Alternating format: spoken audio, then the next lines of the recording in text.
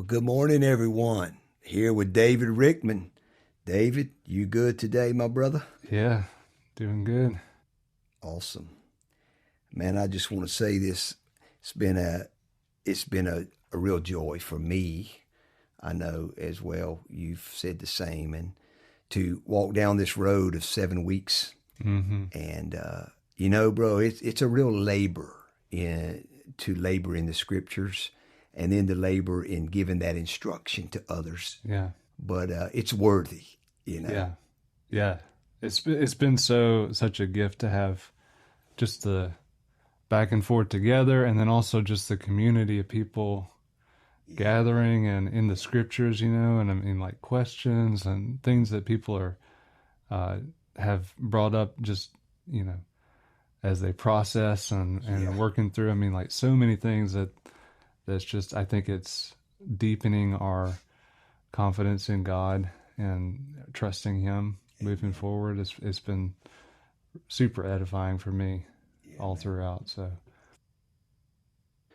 well, David, coming out of Monday night, I remember at Chili's, man, I looked at you and said, brother, to me, that was flawless and it was seamless in the way that the Lord put that seventh session in your own heart. And I was glad to give a little short assistance, but man, it was great. And so, you and I have been talking about things related to session 7.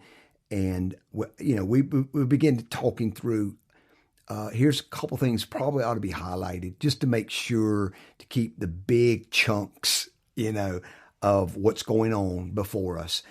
And so this issue, that one of the things I mentioned is the mechanism of the covenant, just going back to that thing and just being really clear, the mechanism of the covenant that's coming out of, the Sinai covenant, but it's carried over into particularly the book of Deuteronomy, Song of Moses. So, man, just highlight that again for us. And then, let's begin to take that and trace it again through Israel's history, just as a kind of, bring all that together into just a short synopsis of where we were Monday night. yeah, totally. I think the language I used for mechanism of the covenant obviously is not, in the scripture itself, but just it's a way to try to explain really how Israel, what happens related to the obligations that are in the covenant. And so when Israel is faithful to God in the covenant, then the mechanism really plays out that God blesses them. Mm-hmm. God will bless them in the land, and all of these promises that we see at the beginning of Deuteronomy 28, all of these like incredible blessings for the nation, right? But then if they are unfaithful and they go after other gods, and really it actually says that they can break the covenant by doing these things, by going after other gods. And like even what we said before, when that happens, the second table of the law breaks down too. And so all of this social injustice and wickedness kind of horizontally with men happen too. And so when that breaks down, then the mechanism is that God brings about the curses of the latter part of Deuteronomy 28. And that the way that he does that really is by, we see in the Song of Moses, he raises up these Gentile nations to bring about discipline and really like chastisement on his people, bringing them down low and evoking humility and a response out of his people of repentance and turning to God. And the ultimate view of Deuteronomy 32 has that as this kind of one, it really depicts like one thing, it goes all the way through into this like ultimate humbling to where they are totally shattered, to use the language of like Daniel talks about the shattering. Daniel 12, verse 7. Yeah. The shattering of the holy people. Yeah. So at like the end. Yeah. And there's other passages throughout even that crazy passage list I had in the notes. There's other passages in the prophets talking about them just being reduced down. But it's at that point when God will come with a dramatic, intervention, so to speak, and deliver his people and judge those Gentile nations that he used to chastise Israel. He holds them accountable for their sins in the process of it. And he does that, fulfills his promise, totally restores Israel in the sight of everybody. And then the nations and even the gods of those nations witness this event and have to bend their knee before Yahweh, the God of Israel, who is also the God of history. He is the one who is administrating. He has his hand on the helm of history, and he is like administrating this entire story as the God of Israel, and that's what we kind of saw as we even traced these ideas through the Bible some. Obviously it was really really hard to Speedy Gonzalez, right? Ria. Yeah, totally. But yeah, this is really what the scriptures, it is just this flow of Israel's history. And when we understand these pieces and we understand the mechanism of the covenant, so to speak, that it just helps us understand the outplay of Israel's history as they move forward. They enter into the promised land.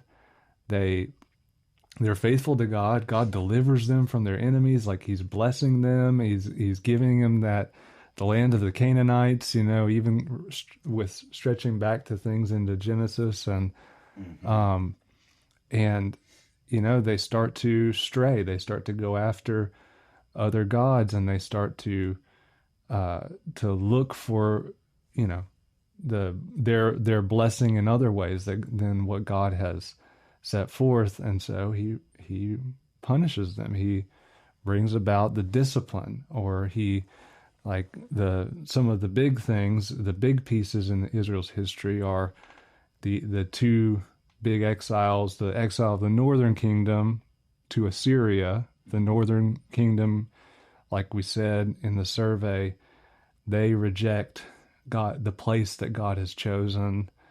They go after the gods up there, and they're taken away into Assyria, and they don't even really return. Yeah.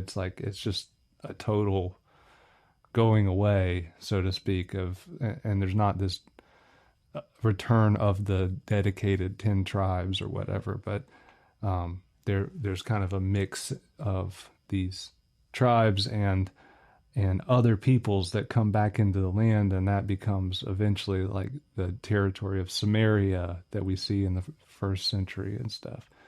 But then the other one is Judah in the south, and there God raises up the Babylonians, and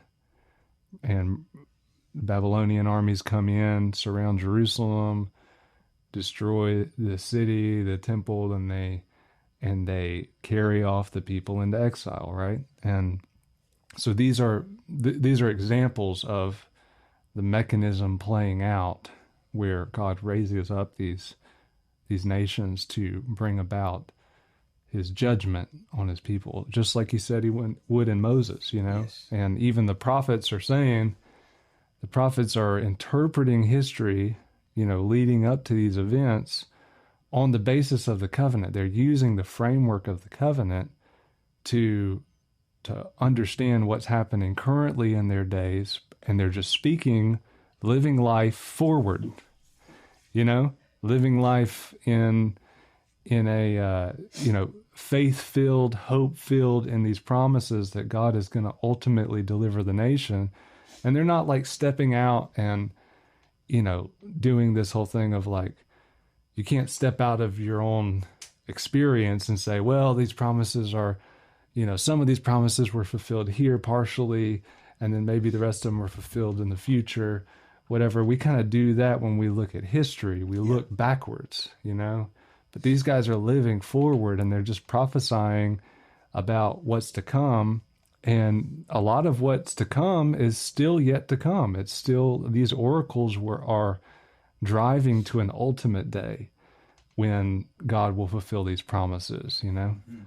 So that kind of helps us understand the framework as you move through the Tanakh of, you know, the outplay of the history, and that so many of these covenant promises, like we looked at, as you even went through like Davidic covenant and New Covenant and stuff, is like these promises, they weren't fulfilled in history. I mean, they still await future fulfillments because they're just so dramatic, you know? And it's like, you know that, wow, this didn't happen yet, you know? And so that helps us understand why even when they come back, it's like not even seen as a total fulfillment of what's going on. Like, it's like, well, we're back in the land, and the covenant is still the same thing, and then the mechanism is still in place, and the stakes are still high, you know? Yes.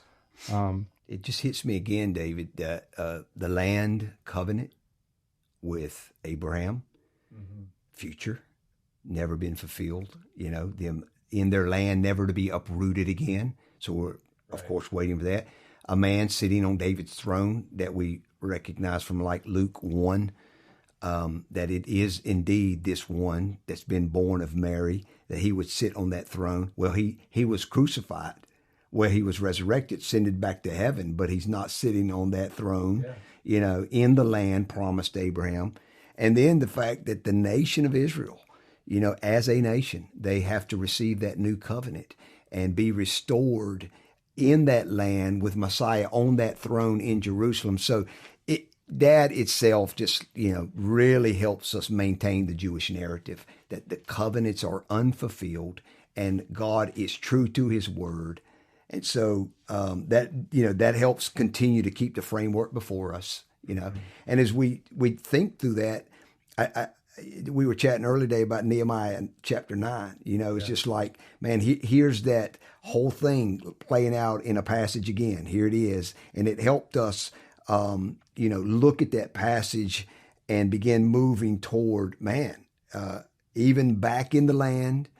In Nehemiah, there's been the temple's been rebuilt. Nehemiah's building the walls.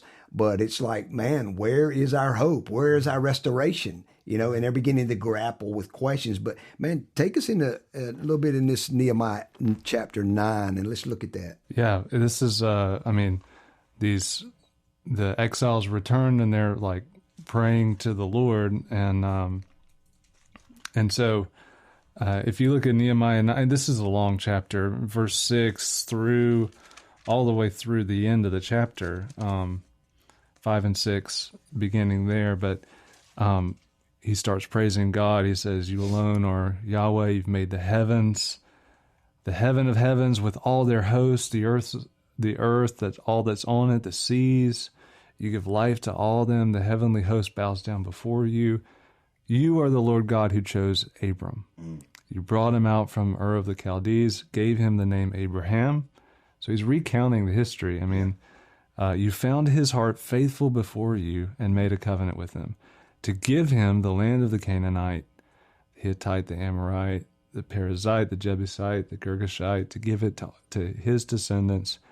You fulfilled your promise, you're righteous. Like, he gives them a portion in the land, right? But we know that even like Abraham, according to the boundaries that were set, right. I mean, he's not like fulfilled those extent of those boundaries, you know. But the faithfulness of God to even bring Abram to that land, you know, and bring the nation, you know, he promises him that land, and even his descendants go down to Egypt, and then they come back up and actually are given that land through the nation, right? Yes. After Deuteronomy, they're starting to take portions of this, and we know, you know, regarding the extent of the borders, we already kind of covered that some, but then he goes into Egypt and he talks about the affliction of our fathers in Egypt and how God delivers his people from Pharaoh and all of these things. And it even mentions one of the things that we see as God administrating history is that that God is working related to his people, yes. And he even, brings Gentiles into account in relation to his people. Like even here, he says, signs and wonder. Verse 10, he performed signs and wonders against Pharaoh, against all his servants and all the people of his land, for you knew that they acted arrogantly toward them. They made a name for yourself as it is this day. So he divides the sea, he delivers his people. And then 13, he came down on Sinai, spoke with them from heaven, gave them ordinances, laws, statutes, commandments, made them know the Sabbath, which is the sign of the Mosaic covenant, and through everything through your servant Moses here. But in 16, our fathers acted arrogantly. They became stubborn. They wouldn't listen to your commandments, refused to listen, did not remember what you did in Egypt. And it says, but you're a God of forgiveness, gracious and compassionate, slow to anger, abounding in loving kindness. You did not forsake them. 18, even when they made for themselves a calf of molten metal and said, this is your God who brought you up out of Egypt, and committed great blasphemies. You in your great compassion did not forsake them in the wilderness. The pillar of cloud did not leave them by day to guide them on their way, nor the fire by night. You gave your good spirit to instruct them. You gave them manna, like all of these things, right? His provision and care. His faithfulness. Yeah, to just care for the nation through all of these things, right? And even giving them the peoples of the land to their territories as they go into the land, right? All the way through, the 20s here, and in 21 through 25, they're capturing these territories and part of the land of the Canaanites and all these people, right? And then we get back into, they begin to enjoy the benefits of the land.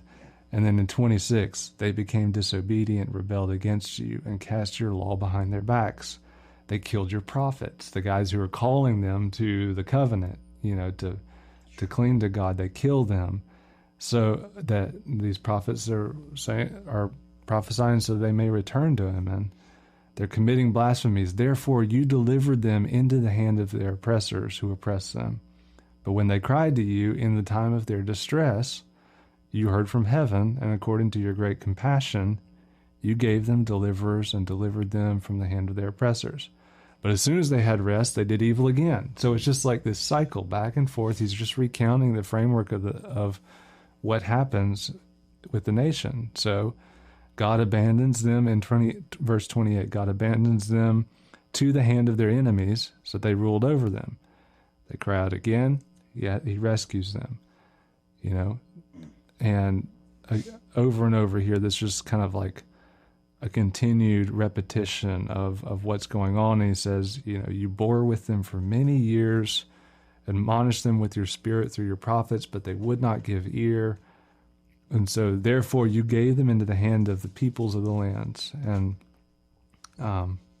in 32, it says here, now therefore our God, the great, the mighty, the awesome God who keeps covenant and loving kindness, do not let all the hardships seem insignificant before you, which has come upon us, our kings, our princes, our priests, our prophets, our fathers, and all your people, from the days of the kings of Assyria to this day, all the way back to the beginning, kind of first exile of the northern kingdom, through the second, the exile of the Babylon and Judah.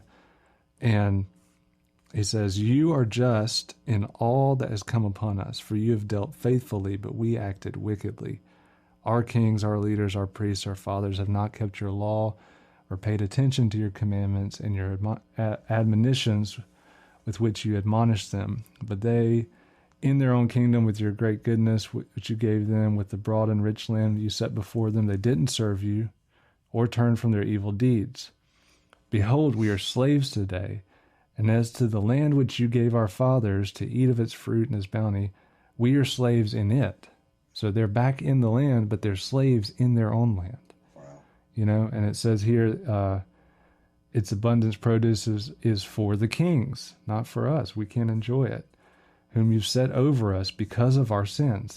These Gentile rulers that you've set over us, they rule over our bodies, our cattle as they please. So we are in great distress. And they're seeking to make a covenant, reiterate this covenant promise with God again as they move into the land. And they even, as you move forward in Nehemiah, they bring up like they're reading Moses to the nation, and it's all built on that framework and of the desire to be faithful to God in the land, because something's wrong that they're being ruled over in their land, right?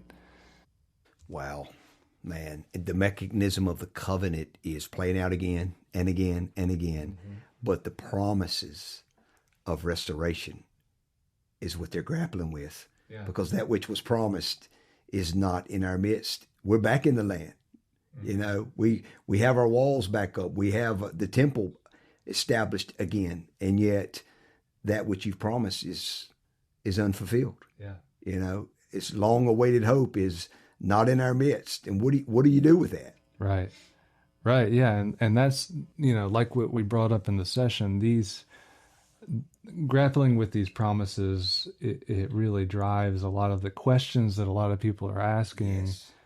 As, this is towards the end of the Tanakh, but as you move into the histories leading up to the first century, there's just different groups that are just continuing to grapple with this, of being oppressed in the land, and that the promises, these dramatic things are not fulfilled for the nation. And so that whole thing of, do we need to participate to fulfill the promises?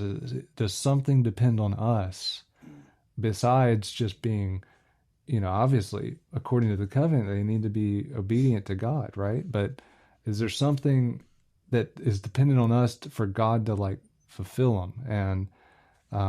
And so they're going about it looking for answers, and some of those answers just end up basically enforcing human strength, and it actually ends up straying from trusting Yahweh to fulfill the promises. Like he said, with these, he will intervene, he will deliver, and these kind of ideas. By the arm of the Lord.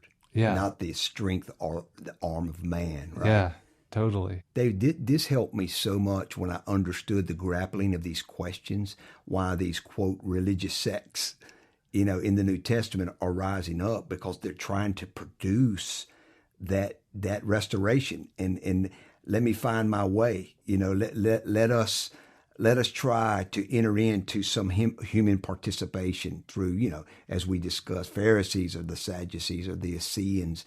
Can we bring about that restoration by our goodness, by our piety? It helped me so much to frame and understand what's going on with these. When you enter in to the New Testament, why Jesus seems to constantly have contention with these. And I know this is for future sections going forward in the next series. But anyway, I think that helps us, man, as you read in your New Testament, to understand this backdrop. Yeah, totally. Yeah, and I think that one thing that's interesting that I've been thinking about is that when humans try to participate in fulfilling these promises, it's always said to be a progressive thing. Mm-hmm. It's always God's progressively fulfilling his promise to this. But really what that kind of means is that it just shows how weak human beings are. Mm. And the idea of well, we're kind of doing it, and if we just do better, then they'll become realized more, or something like this, Yes. And really that's not the way that the scriptures envision the fulfillment of these promises. It's not that Israel returns to the land in just progressive waves of, people gathering, people folks in like, like these kind of ideas of the restoration of like, that restoration is just going to outplay over 20 years of revival or something like this. Like, it's not like that. It actually is these dramatic, Yahweh comes and delivers his people and lifts up a standard to the Gentiles and says, bring them back. And all the Gentiles are streaming and bringing them back. I mean, like, because the Gentiles see his dramatic deliverance, right? Right. These kind of things are what's going on. And so Yahweh is jealous to be the only one exalted in the restoration, not, human beings having a stake in what's happening, like because of their strength. And so it's just funny because I think that we have a tendency to try to participate and try to involve ourselves because we want to like justify ourself in it, some way, and Yeah, man. and that's just I think that even speaks to kind of what's innate in human beings, like in the heart. That helps me, David, because I think, like, I was meeting with John William Blackwell this morning, and we were just discussing these matters, sharpening one another, and it came. John made this statement, and it like really highlighted everything to me, kind of like response related to everything we heard Monday night. And John made this simple statement. He says, regarding the restoration, either we reinterpret it in the New Testament and throughout church history, and that's the progressiveness of it, or we wait. We reinterpret or we wait until Yahweh does it by the strength of his arm, So, man, anyway, anything around that for you in your mind, reinterpret or wait? I think that's a great statement, man. Yeah, totally. And I think that really encapsulates what, even Gentiles entering into the story is you're entering into a story that is one of waiting and hope for Yahweh to be faithful to what he said. Like, I mean, that's what it's about. Like, you enter into this thing, you turn from your other gods, you turn from allegiance, and you worship only Yahweh, the God of Israel, like, exclusively. You're drawn near by the Messiah, and you worship God exclusively. But it's like you're entering into this story that is a tension between promise and fulfillment. That's good. The tension. Enter into what said again. We're entering into a Jewish narrative, the God's story. Yeah. That's has a tension within it between the promises that were made and the fulfillment of those. Yeah. Dude, that said so well to me. That's really good, David. Yeah. Yeah. And that's what that helps us, like, we're not the center of the story, and we enter into the tension, but it helps us attach ourselves to the fact that, man, God he is faithful and reliable and trustworthy to do what he said, like he said it. It's not like he spoke this one thing and now he's going to do it this entirely other way that's all revolved around us. That kind of ends up being a lot of Gentile narratives. It's like things get turned around, and that now we're the center of the story. Now the covenant is all built around us, and actually it's up to us to realize the promises. Wow. And it's like this, it totally strays from what has been set forth. And it's like, well, where does it get redefined? And a lot of times you can't identify that because it's not there. It doesn't connect to what has happened beforehand. And so hopefully, just that we come away with this time, through this class, even just like getting anchored in what is the story from the beginning, and seeing God's faithful commitments and these promises, so that as we move forward, we don't, if you're moving from the other way, you're not grounded with a foundation to be able to interpret a lot of things. And so as we move forward, we have a consistent progression of the story that we can cling to God's faithfulness, and see it as we move into what unfolds as Jesus comes in confirmation of this story. Yeah, man. And that kind of thing. David, I'm reminded of our good buddy Bill Schofield, who says, if you hit a snag in your Bible, always go left. Yeah. And so this is why I think these studies in Torah have been so profound, even plumb lining for us, And I think, Dave, you and I were talking just a little bit ago, if we were to, kind of some of these concluding remarks, like the big elements, the big bricks that go into the foundation. And one of those for sure, and I remember when you made the statement and I was like, whoa, it just reminded me, like the backstory of the three rebellions, of course, but the way Yahweh is going to, there was a universal seeming for 2,000 years, this universal administration of history. And then, moving from Genesis 10:11 to Genesis 12, there's like this sudden, it's almost like Yahweh puts on the brakes and skids, and just, and there's this moving from the universal administration to a particular administration through this one man, through his seed in a land promised to him, through his lineage that will ultimately be Israel, through David's family to Messiah, into the New Testament. So, man, that piece of reckoning for us, submitting, coming to this place of this being a major, quote, kind of a linchpin of shifting from that Genesis 10:11 to Genesis 12, man, from the universal to the particular, that we just saw that as such a huge piece, man. Any thought or comment on that? Yeah, I mean, I think we've hit it, over and over and over again, but I think that is a huge piece. I think, a lot of times we don't understand the backstory of what happens, and then the administration of God handing the nations over to these other beings to administrate them, and him choosing this one nation, and then all those other nations are in his heart to draw to himself. Great point.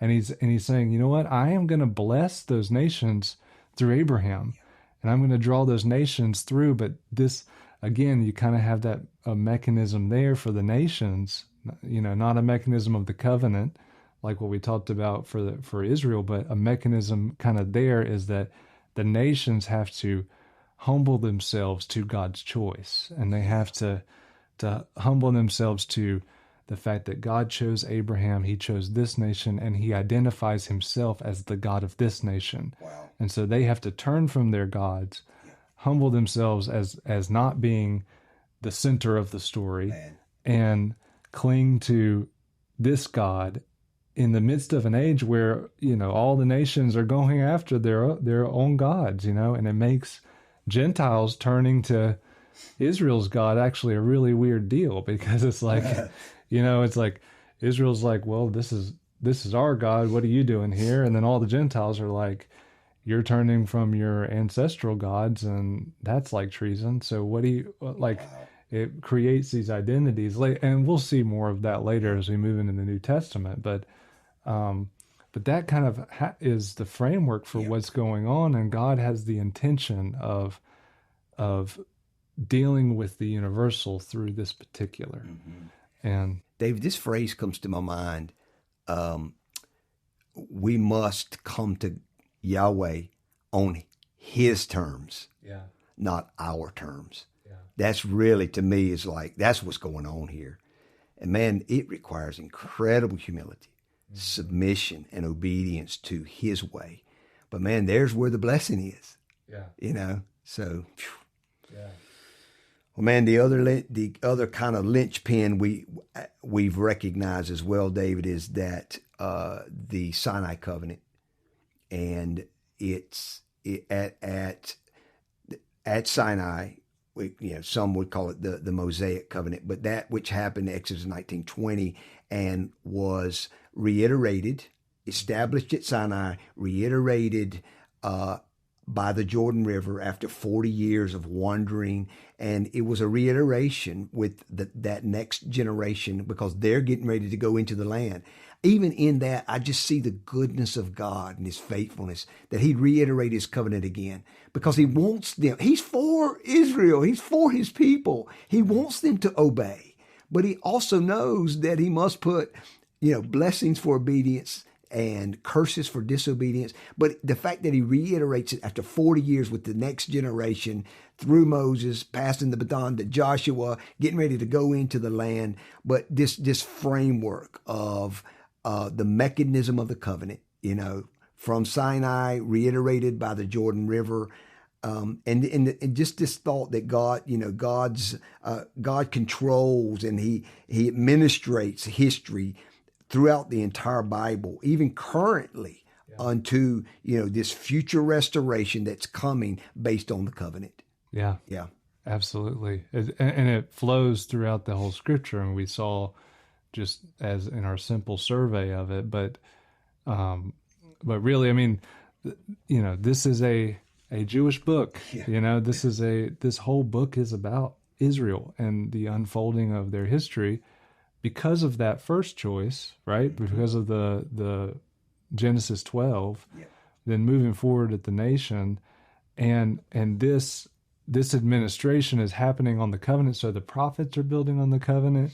I mean, even the writings, we didn't spend a lot of time with this, and in the writings, there's not like as much, straight up covenantal allusion or whatever, but it's actually. But even when you brought up kings were to read Torah, and administrate the kingdom in Israel, by way of the covenant, that was huge, man. Yeah, totally. And I mean, in the writings, even it's like Psalm 1 opens up with this. This is the ideal righteous man, the ideal righteous king who's going to do the Psalm 2. It's like this is the one who is meditating on the Torah of God and is planted like a tree beside the waters and all this stuff, right? And through the writings, there's instruction related to right walking out of life, that is in accord with being faithful to God and his covenant, and so all the way through, it shapes the narrative and even what a lot of people, Gentile narratives that see the covenant as kind of like there's just two of them, and there's the new and the old, right? And those who see that framework is like, well, God used to work through the old covenant and now God works through the new covenant. And it's like, there's actually a whole lot more going on. And the issues with that too is that actually God is administrating history in relation to the old covenant, to Mosaic covenant with the nation, even today. Why? Because the restoration promised of the new covenant that's supposed to come and deal with what's happening in the old covenant, that restoration has yet to come. Yes. Because the new covenant actually removes that mechanism of discipline with the nation because they're given a new heart to never walk away from God ever again. Yes. They're given totally purged. Sin is taken away from them. And so there's no more mechanism to kick them out of the land because they're going to be faithful to God in the land forever. Wow. And so the fact that, that has yet to happen. Yes. It informed what took place in Nehemiah's day when they returned, is that they're back in the land, but the covenant is still in place and the mechanism is still there, and the nation still, walks variously in their obedience to God. And God, there's other historical expulsions of the land, like what we've seen in, the first century that took place then. But even returning present day in history, they're returning to the land, and Israel lives in the land now. but they don't live in the land with the new covenant promises already fulfilled. Are you saying, David, and I know you are, but that the modern state of Israel is not the future restored kingdom that we know is promised according to this Jewish narrative? Right. There you go. Yeah. It is. It is not the restoration. Yeah. And there are various groups who believe it is, and they believe that it is progressively being restored. Yes. But that's not what the prophets and the framework of the covenant with Moses actually outlines. Yeah. And so Israel's return to the land while they're in covenant, and the mechanism of blessing and curses is currently in force. Yes. It means that in the future, there's going to be response to real covenant disobedience or injustice, Which would include covenant discipline, covenant curses, and expulsion from the land one more time. Yeah, God, this is how God administrates his commitment with the nation, and he's faithful to apply discipline as much as he's faithful to apply blessing, Awesome. Right? Yes. And so ultimately that has to happen to bring about the humbling and the deliverance of them, and him being exalted in the sight of everybody. Deuteronomy 32. Yeah, exactly. Gotcha. Yeah. And so that just, it helps us even see what's going on as we're brought into this tension of the story, and we're longing for the restoration to take place in the future in our day. Yeah. You know what I mean? Like God is, yes, brother. The God of Israel is going to come on a day where, like we read that quote, is so powerful. It's like that day, as if it's the only day in all of history that's worth counting, Yes. I mean, that is what's coming. We're anticipating. Yeah. Expecting. Yeah. I think about the New Testament says we're to be looking, longing, and loving the appearing of Jesus, because it's at his appearing the restoration of these things will finally come at the day of the Lord. Yeah. David, I've been sitting here just reminded of this thought. You and I've heard this statement. I think it's probably even more than, but we've heard that there's at somewhere maybe approximately over 100 passage or 100 chapters in the Bible that have as their prominent theme the end times or eschatology. I think that's very interesting. That lets us know how much of the scriptures are about end time, one, discipline unto an end time restoration. And it's promised throughout, the Torah, throughout the prophets and the writings, into what the apostles spoke, Jesus, Peter, Paul, the apostle John. This is just a consistent framework that there is a, quote, end time or eschatological discipline for Israel called Jacob's trouble, great tribulation, great distress in their own land, like Luke 21:20-24, but unto the restoration where they would never, they'll receive Messiah. They will enter into the new covenant, never to be uprooted from their land ever again. Yeah. This is the promised restoration that we await. Yeah, totally. And as Gentiles who have been brought near to these promises and brought into this story, in our little, small part, it's like we have attached ourselves to these promises, this God and this people. So we are not this people. Not just the Jewish hope, right? This is the Gentiles' hope. Yeah. And it shifts your mind, toward a future reality. Right. Yeah. And so we attach ourselves to, like, our deliverance is to come at when God delivers this nation. And so we're like living in the tension of God, of these promises being yet to be fulfilled, and we're like, God, have mercy, like, yes, draw your people, vindicate your name. Like, these are the things that we enter into even as Gentiles in the midst of this story. And it's like, we have to stand here in the line of those promises.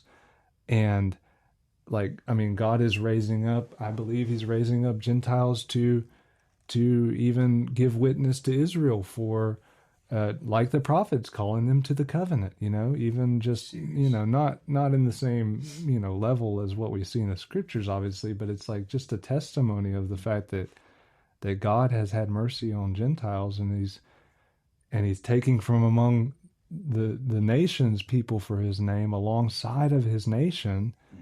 And we have to like stand with this consistent story and not be those that redefine it or imagine ourselves like God's just going to play this story out for Israel and we're going to be all out of here and not have any, thing to do with what's happening because God has a separate story for us. And it's like, these ideas are just crazy. They're not faithful to what has come before. Yes. And so part of it is just staying in that reliance on God, being trustworthy to his promises. Like, he's going to fulfill what he said, just like he said he would, so. Amen, brother. David, this time has been it's been a real joy. Yeah. And on the other side, I think kind of the flip of the coin is sobering. Yeah. It's very sobering what we're discussing here, what we're hearing, and it's just a lot, my brother. Yeah. Man, I want to make a closing comment, and then I'd love for you, anything on your mind, because this is the end of series of Studies in Torah, Session 7 podcast. I just want to put this out to our listeners and encourage each of you to just keep your eye on email or Vox or whatever, but that we will be in touch probably sometime in the month of October. We will be looking at this. These are the big ideas in my mind, as David and I have been discussing. How do we maintain this Jewish narrative, working through some of the intertestamental literature between the, quote, the Old and the New Testament during those 400 years? How do we look at those materials that informed a first century Jewish mind? That's going to be a large piece. And then I think we're going to be looking at some of the main players and theologians. I think we need to touch some of this, like Augustine, Luther, Calvin. We want to look at some of those main players throughout church history that have formed so much of our theology and eschatology over the years, and ask some very difficult questions. Are they and are we maintaining the Jewish narrative, even through church history?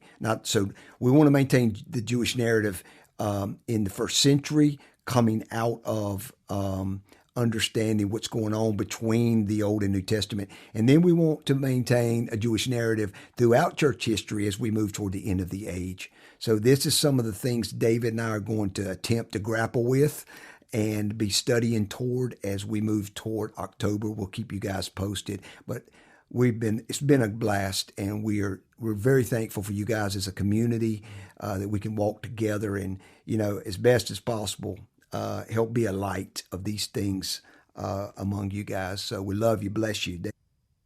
Amen. I don't have much to add. It's so good. Sounds like a lot of work. Sounds like a lot of fun. Amen. I'm looking forward to it. And it's been so great to be in community with you guys, and just to have that mutual encouragement as we move forward in this and cling to God and his faithfulness to these things, and encourage one another as we wait. We need that. So blessings and grace to you, each of you guys.